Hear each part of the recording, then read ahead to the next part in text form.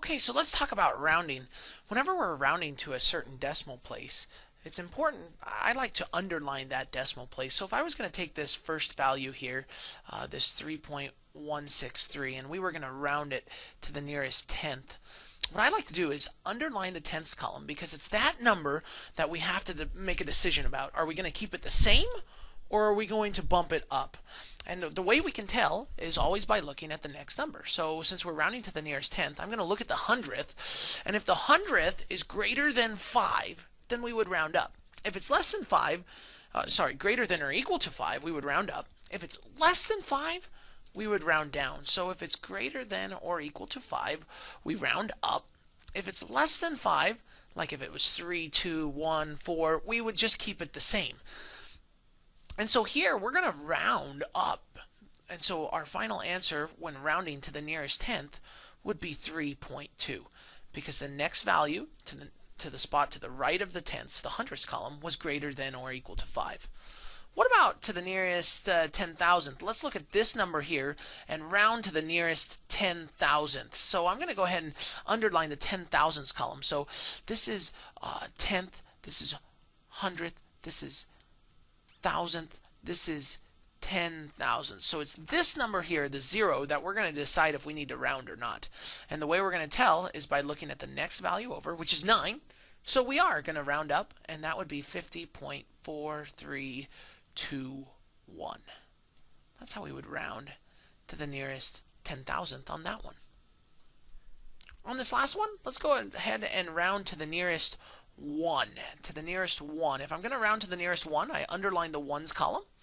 I then look at the tenths column, the next one over, and decide if I'm going to round up or down.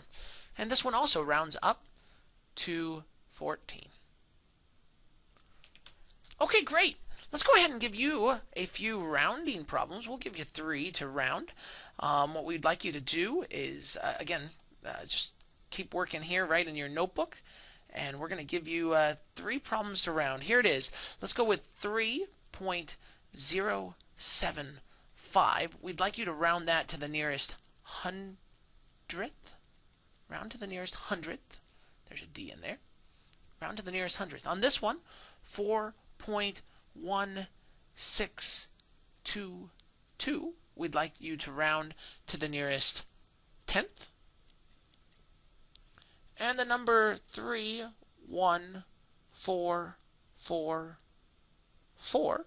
We'd like you to round to the nearest thousandth. To the nearest thousandth. Okay, try those problems right here in your notebook. You can pause the video now and resume it when you're ready to check your answers. Okay, how'd you do with rounding? Rounding, let's go ahead and check these answers here and see if you were able to round these correctly. Here on this one, we're going to round to the nearest hundredth. So the hundredths column is right here. I'm going to look at this number to decide if I'm going to round up or down. Since it's a 5, we're going to round up. You should have written 3.08. How'd you do?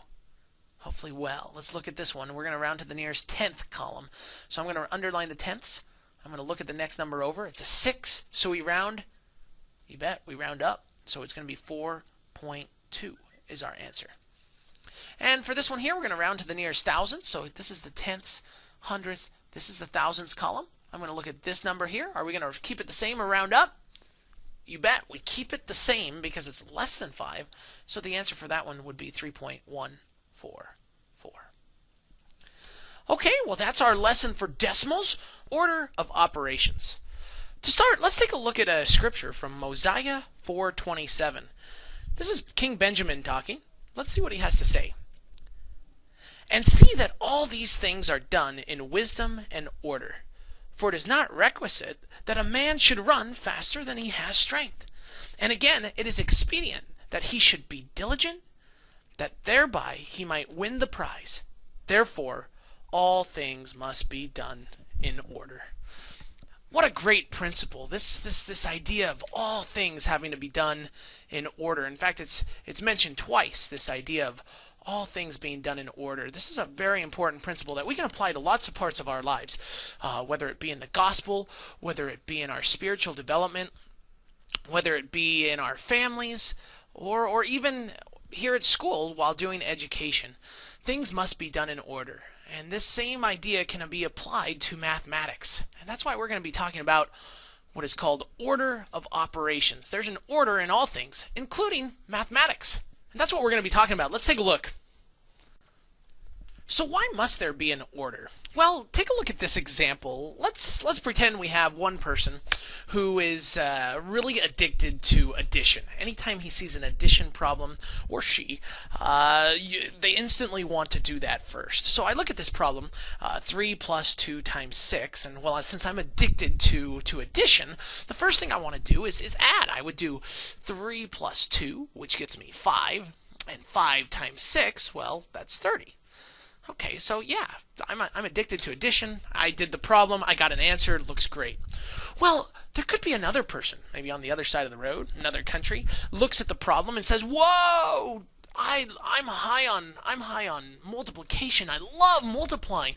The first thing I always do is multiply." So I look at this problem and I say, "Wow, okay, I'm not going to do 3 plus 2. I don't like addition. I am a multiplier. So I'm going to do the 2 times 6 first." Well, that person will get 3 plus 12, because 2 times 6 is 12. He or she would then add 3 plus 12 and get 15. Well, now we look at these two answers and we say, whoa, no way. There's something going on here. Somebody is doing it wrong, and it's not technically wrong, it's just what your preference is. Well, mathematicians came together and said, there's a huge issue here. We have to apply what King Benjamin said. Mathematicians didn't really say King Benjamin, but they said there's got to be an order in all things, an order in mathematics. And we call that order the order of operations. And so we're going to talk about that right now. The most popular way to remember order of operations is by remembering a little, well, it's not a poem, but a little mnemonic device, which we usually say, "Please excuse my dear Aunt Sally," or PEM DOS. Okay, so the P stands for parentheses. The parentheses, we always work inside the parenthesis first. We then work on the E, which stands for exponents.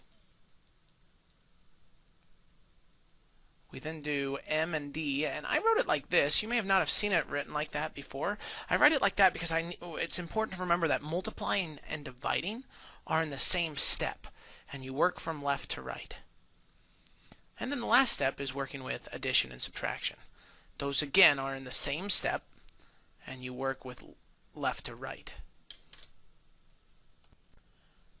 Okay, so let's take this idea of PEMDAS, doing parentheses, exponents, then multiply, divide, and then addition, subtraction, to some problems. Let's do some example ones here. Let's take a look at this. 5 plus 3, close parentheses, squared, plus 2 times 5. So as we look at this problem, we want to make sure we apply the rules of order of operations. First thing we do is parentheses. So let's work inside the parentheses here. 5 plus 3, we get 8. So I'm going to write out that step, 8 squared plus 2 times 5. Next step then tells us to do exponents. We do have an exponent here, so we're going to do 8 squared. Well, that's 64 plus 2 times 5. What do we do next? We did parentheses. We did exponents. Now we're going to work on multiply and divide from left to right. So we're going to do the 2 times 5. That leaves us with 64 plus 10. And then the last step was add, subtract from left to right, and so our final answer is 74. So that's how we use order of operations to solve problems. Let's take a look at another one here.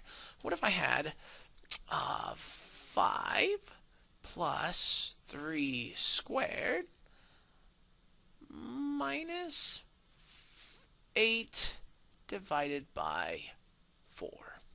So again, we're going to do the same thing. We want to apply our order of operations. So first thing we're going to do is parentheses. There are no parentheses in here, so we can move on to the next step, which is exponents. We do have an exponent, 3 squared. So I get 5 plus 9 minus 8 divided by 4. I then am going to apply multiply, divide. We do have a division, so we're going to do 8 divided by 4. So I get 5 plus 9 minus 2. Next thing we do is add and subtract from left to right. So 5 plus 9 we do first, which is 14. And then we subtract the 2, which is 12. So that was the answer to that one. So that's how we apply order of operations. Please excuse my dear Aunt Sally to math problems so that we all do it the same way. And we all get the same outcome. Okay, so now it's your turn. Let's have you try these problems right here. Here we have 21 minus 3 times 6 plus 7. That's your first problem that we'd like you to do in your notebook. Second problem is 100 plus 2 cubed plus 8 divided by 2. So take out your video notebooks. Go ahead and pause the video now and work on those. You can resume the video to check your answers. We'll see you when you're done. Okay, great. Please excuse my dear Aunt Sally. I'm working with this first problem here. First thing, parentheses. There are none. Next thing, exponents. There are none. So now we're going to go to multiply and divide. So 3 times 6, that will work. 3 times 6 is 18 plus 7. Now we do addition and subtraction from left to right. So the first thing we're going to do is this, 21 minus 18. That's 3. Again, left to right. So I started with the subtraction first, and then the addition, giving me 10. How'd you do? Hopefully you followed those steps and got it right. If not, we'll give you some more practice here. Here we go. Let's look at the next one here. Again, I'm going to parentheses. That's the first thing we do. There are none. Exponents. Ooh, we do have 2 cubed. So 2 cubed means 2 times 2 times 2. So that's 8 plus 8 divided by 2. I'm writing out all the steps. So we did exponents. Now we want to do multiply divide. We do have a multiply divide here. So I have 100 plus 8 divided by 2 is 4. And now we're going to add from left to right. We get 108 plus 4. And that's our last step there to get 112. How do we do? Let's try a few more. See, make sure you're all on the same track here. Okay, here are 2 more problems for you to try in your video notebook. The first one is 4 plus parenthesis 2, parenthesis 3. This means, whenever you see this, this means multiply, minus 2 squared. And here the other problem is 7 plus parenthesis 12 minus 5 times 2, close parenthesis, squared. Go ahead and pause the video and work on these 2 problems. And resume the video when you're ready to check your answers. Okay, great. So first thing we should have done here is definitely the exponents. So I've got 4 plus 2, 3. Again, when you see 2 parentheses written together, that just means multiply. That's an implied multiplication. We're then going to do the multiplication, which is 4 plus 6 minus 4. We then add and subtract from left to right. 4 plus 6 is 10. 10 minus 4 is 6. Let's take a look at this one. Here we've got parentheses, so we're going to work inside the parentheses first. As we work inside the parentheses, are we going to do the subtraction first or the multiplication first?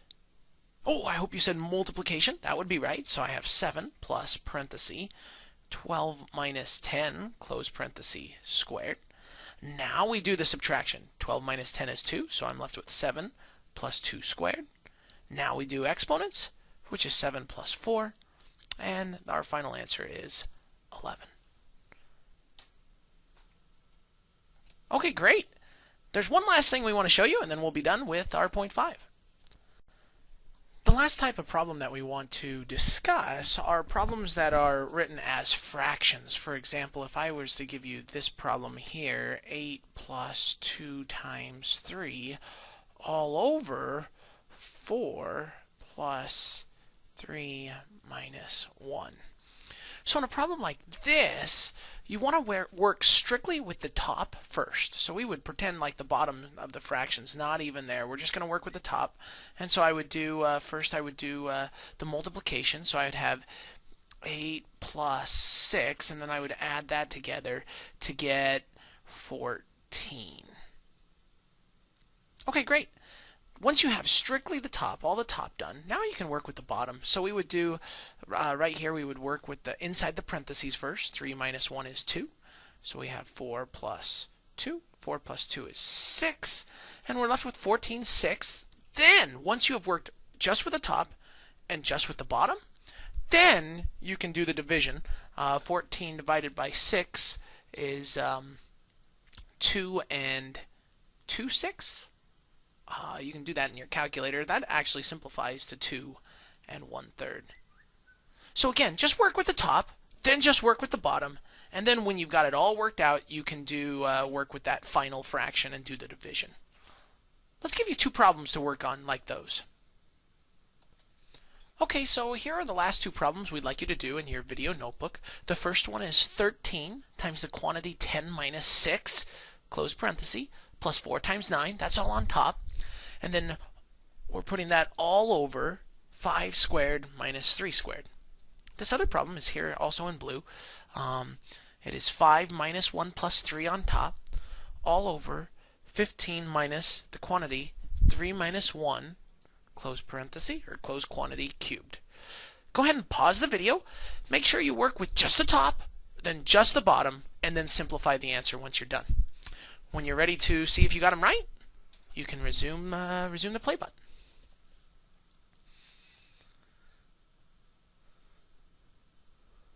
Okay, so how'd you do? Hopefully pretty well.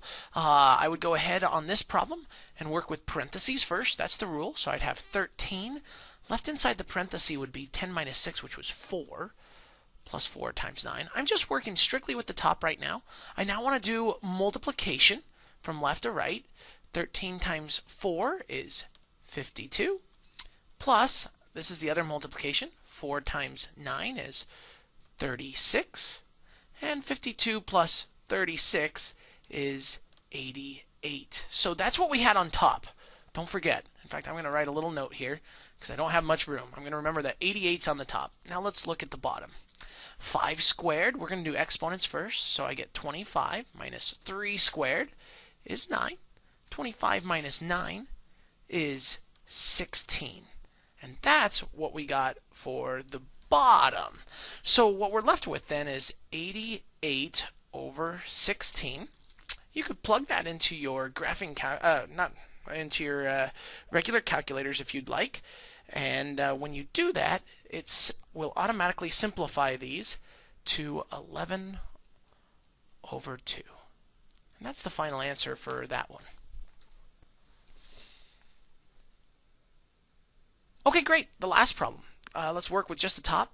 We're going to do add, subtract from left to right. So 5 minus 1 is 4, plus 3 is 7. Down here, we're going to do parentheses first. 3 minus 1 is 2, so I have 15 minus 2 cubed. 2 cubed is 2 times 2 times 2. That's 8. Again, you could use your calculator if you needed to. 15 minus 8 is 7. And so the bottom, we're just left with 7.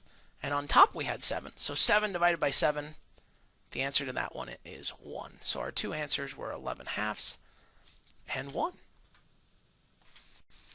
Okay, the next law for real numbers is the law of trichotomy. Ooh, sounds like a scary thing, but it's not scary at all. In fact, it just comes from tri, meaning that there's 3 options. For any 2 real numbers you pull out of a hat, doesn't matter what 2 numbers, you can always compare those 2 numbers with each other. For example, maybe I'll pull out the number -3 and pull out the number 7. There's always 3 possibilities when comparing these 2 numbers. You can either use a less than sign, an equal to sign, or a greater than sign. Though that's the law of trichotomy. You use one of these signs to compare 2 real numbers. In this situation, we would pick -3 is less than 7. If you ever forget your less than, which one is less than, you can do the same thing like if you hold up your hand. If you hold up your hand, you can know which one is left by looking at your hand. So notice that if you hold up your left hand, you will see that your finger, your index finger and your thumb form an L. And so that's how I always remember which direction is left, because that's your left hand. But you can also remember that it's L for less than. For less than, to help you remember which one is less than and greater than. Okay, great. So let's have you guys try a couple laws of trichotomies here. Okay, so here are 6 problems we'd like you to do in your video notebook. please take out the notebook and write these problems down and fill in the blanks here with one of the laws of trichotomy. Either use a less than sign, an equal to sign, or a greater than sign. Go ahead and pause this video and push the play button when you're ready to check your answers.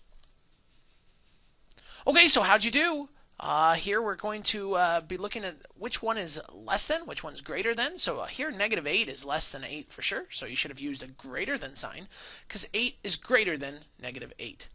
Negative 5 and negative 11, which one's smaller? Well, sometimes I like to think of this as debt. If I had negative $5 or negative $11, which is smaller? Well, negative 11, that's bad. So negative 5 would be better than negative 11. Here, 2.14 is greater than 1.24. We have negative 1/2 and negative 2/3. Again, you could use your calculator to get decimal values for these. If I did 1 divided by 2 and put a negative on there, negative 1 divided by 2, I could get the decimal value. This would be negative 0.5. And if I did negative 2 divided by 3, that would be negative 0.6 repeating.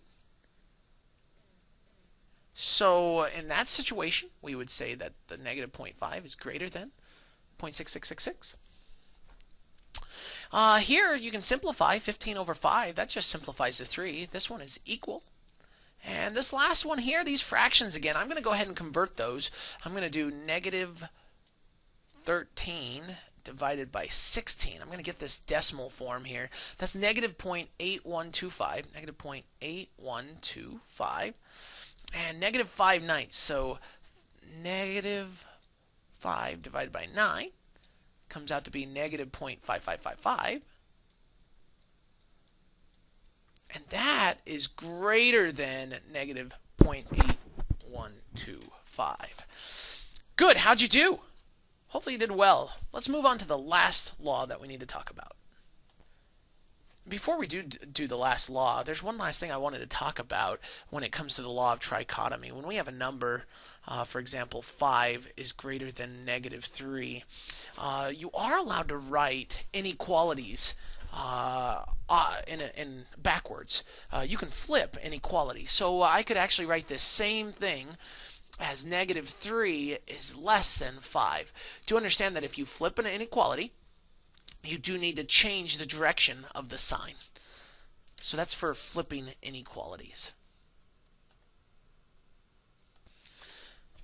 The last topic we want to talk about when dealing with real numbers is something called the absolute value. Now, the absolute value is a measure of distance. So let's do an example here on the map really quick. Here's Rexburg. If I were to travel about 15 miles in the north direction on Highway 20, we'd arrive in St. Anthony. And if I were to ask you what distance have I traveled, you would say, well, 15 miles. Good. Now, if I were to drive, say, 20 miles south, driving 20 miles south is going to make me end up in Idaho Falls. And I'd say, what is the distance I just traveled? And you tell me, well, the distance from Rexburg to Idaho Falls is 20 miles. Something that's really important here is that when talking about distance, distance is always a positive value. We would never say, oh, I just traveled negative 10 miles out of Rexburg. That wouldn't make very much sense. And so this is very important when talking about distance. Distance is always a positive value. And so when dealing with the absolute value of a number, the absolute value of a number is the distance that number is away from 0. Let's take an example of the number 5. So if we have a value, for example, the number 5, and I was to ask you, what is the distance that this number is away from 0? Maybe 0 is where we put our home here. Ooh, I got a nice little home. What is the distance from 0? Well, you would tell me that the distance is 5 units. From here to here is 5 units. Now, if I were to ask you the same question about negative 5, this value over here, and I said, what is the distance away that negative 5 is from 0? Well, you would also say 5 units. Because distance is always a positive value. Please note that when we deal with absolute value, the symbol for absolute value is 2 straight up and down lines. And if I ask you, what is the absolute value of 5? It's asking you the distance to 0, which is just 5. And if I ask you, what's the absolute value of negative 5? Well, that's just the distance to 0. That is also 5. Any value in an absolute value, once we figure it out, will always be positive because we're talking about distance. So what is the absolute value of negative 3? It would be 3. What's the absolute value of 7? 7, because it's 7 units away from 0. So for our last assignment, let's have you try some absolute value problems. We'd like you to try the absolute value of negative 4, the absolute value of 1003, the absolute value of negative 3.7, and also we'd like you to try the absolute value of negative 2/3, the absolute value of 0, and one last one, the absolute value of 14.7.